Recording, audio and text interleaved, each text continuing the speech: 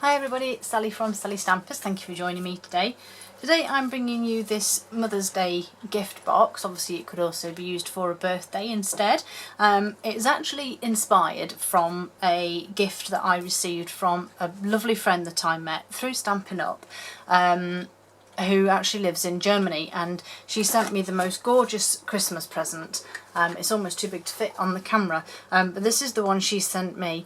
It's got a beautiful mug inside with some tea. Obviously, as you can see, it's in German. I don't want to use it just because I just want to keep it. I'm one of these people that likes to keep things. I don't generally use them.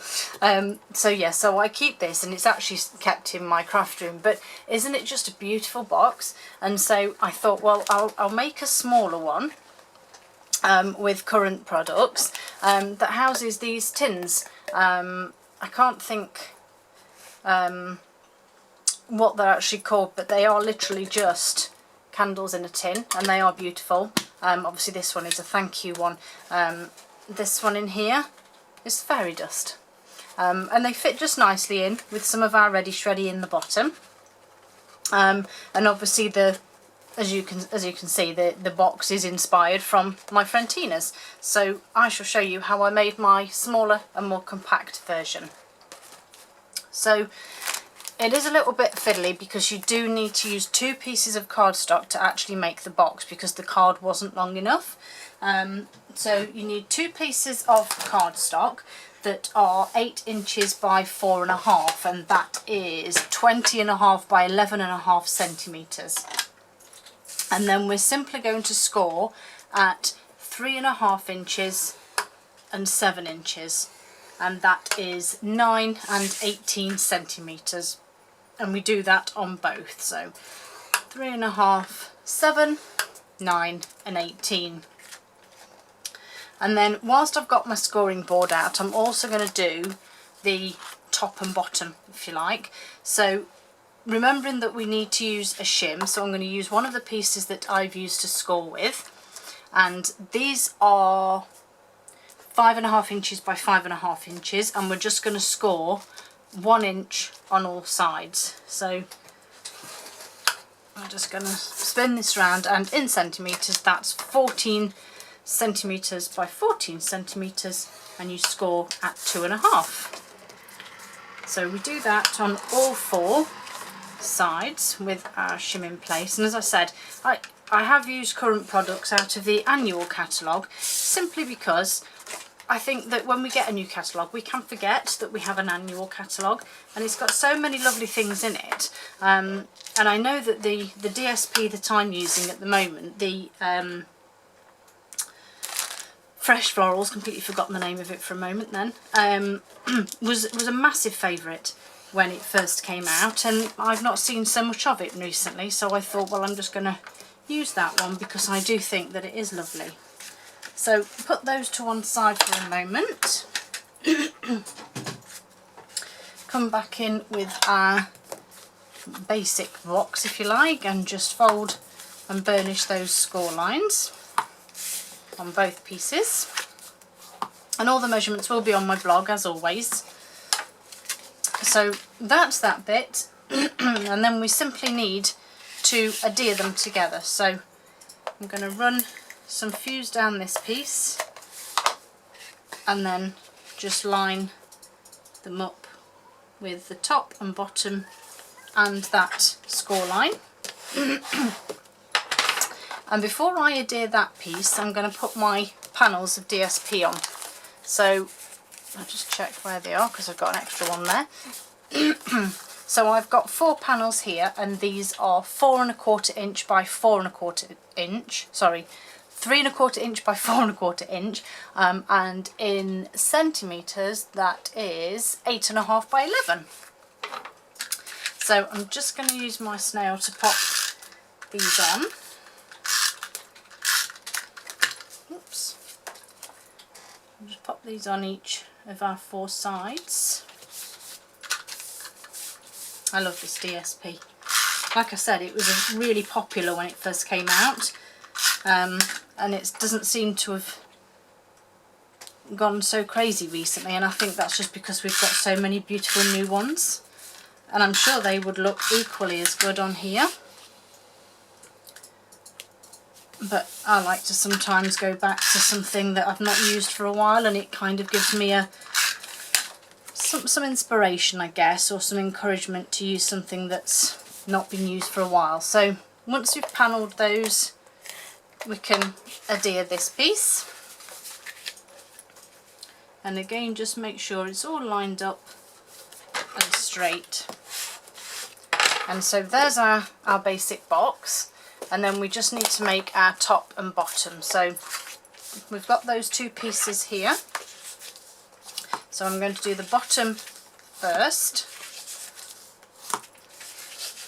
So fold and burnish.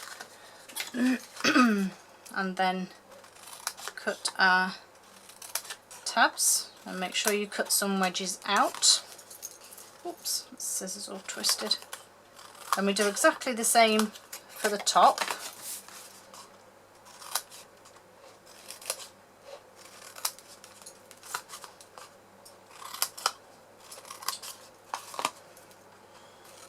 So that's our wedges cut out. Just get rid of that. And then obviously this is going to be our base, so we need to put some, getting carried away here. First of all, we need to put some tear and tape on the inside, and it just holds it all in place and stops the bottom slipping off like obviously like you'd take the top of a lid off. So just a stretch in the inside. I have put it on all four sides. I don't know if you'd need to, but this is the way I've done it anyway. Just added a little more to that side, and the last one just pop on there.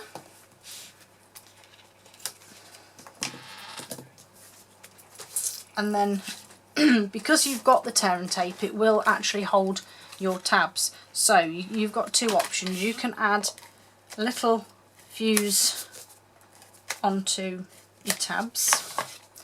And then what I actually did with this was I pulled them halfway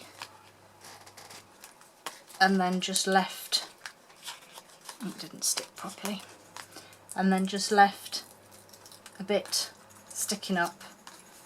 And then when you do one side,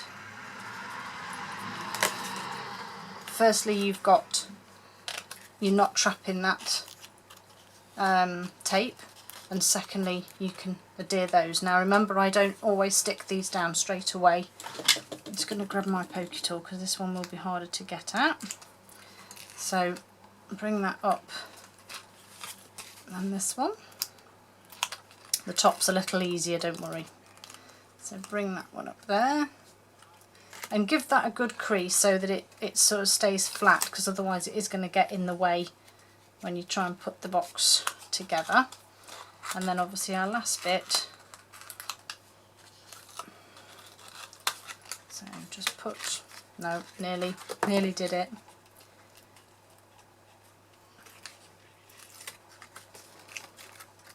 So whichever side you decide you want to be the back, as I do with all my boxes, make sure all your tape's out of the way and put it in place. Okay, so once you're happy that it's in place, you can just pull that paper out and adhere those pieces. And this is where I find now that I've not measured right and it doesn't fit. And then you can take that piece off that one, because then we're going to fold these side pieces in and our bottom over. Don't worry about that bone, it's only because I'm squeezing it. And then you've got your tear and tape stuck. So there's your base of your box in place. And the lid is pretty much the same, but without the tear and tape. So being as that took me a little bit of time, let's whiz through this bit.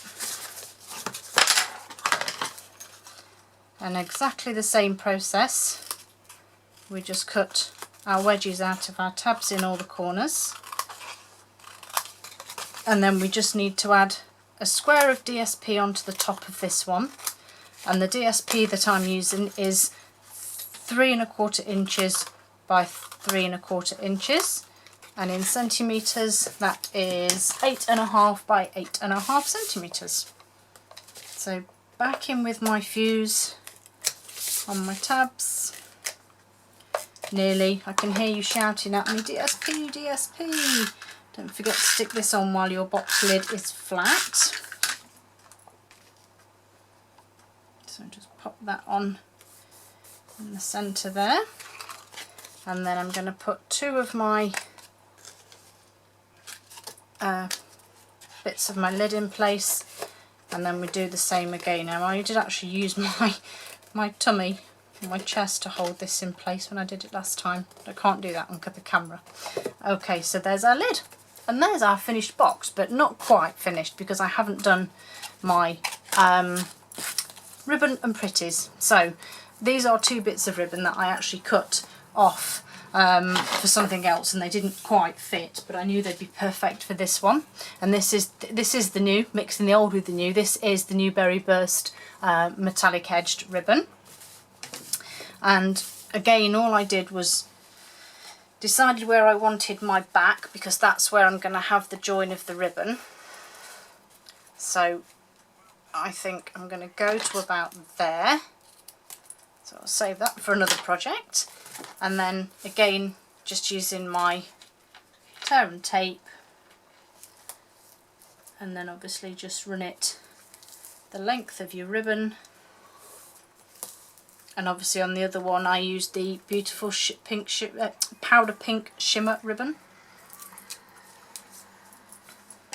Right, so I actually cut this one straight because that is where I want my end to be. So ignore me talking rubbish. Take the end off, and then I just started to peel my tape, if I can get the end. It never wants to play, does it, when you're on camera? There we go. So I just took a small piece and decided where, so I've got a seam there, so let's have this as the back. So my seam's there, so I'll just very slightly overlap the edge, make sure it's in the centre, and I'm pulling the tape with me as I pull my ribbon taut so that it's straight. And then I do exactly the same this side, making sure that it's straight. And then when I got to here I found that I had too much, so I just tore the backing off and then started it again. So just pull it straight, keep that ribbon taut and straight, run it along with your finger. And now this one should, oh look, didn't quite measure properly, good job it's the back. We won't be doing that on the lid. So as you can see, how pretty does that look? Just finishes it off. And so do exactly the same with the lid. I do find it easier to do it with the lid on the box, because you've obviously got a little more to resist with and a little bit more to sort of move. Right, so let's try and measure this one correctly this time. It's because I trimmed those 2 ends off, isn't it? Right, we'll go with that out of the way. Back in with the tear and tape, and then exactly the same again, run it the length of your ribbon. And this can take some getting used to try and do lengths of ribbon like this, because sometimes you can sort of not go on too straight and then you end up making a bit of a mess. So I'm going to cut that end, and this is the end that's going on first. So same again, so find that back. So there's my back, so I'm going to start just about there, exactly the same, pull my backing off, keeping it straight and level.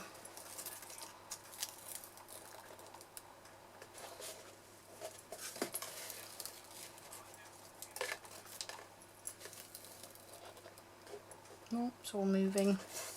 It will actually also help to hold your box lid together. There we go, that's better. So that one went just to the end, and so I'm just going to trim there. That's a bit neater, isn't it? I'll get rid of my rubbish. Right, so a little bit extra we had here. I'm going to make a bow.